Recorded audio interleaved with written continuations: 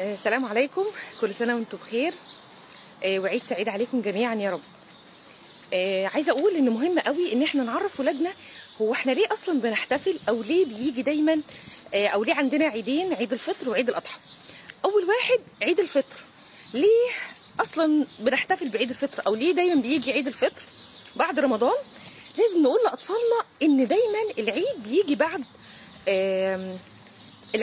عباده معينه. مثلا عيد الفطر ده بيجي بعد صوم رمضان، فربنا بيكافئنا بان احنا بنعيد وبنتبسط. وبرده عيد الاضحى بيجي بعد مناسك الحج، بيبقى الانسان تعب قوي قوي قوي وبعدين بنعيد. مهم قوي ان احنا نبقى عارفين ومعرفينهم ان هو مش مجرد عيد ومش مجرد احتفال وخلاص، لا، لازم يبقوا فاهمين كويس قوي ان العيدين دول الاتنين بيجوا بعد ركنين مهمين جدا من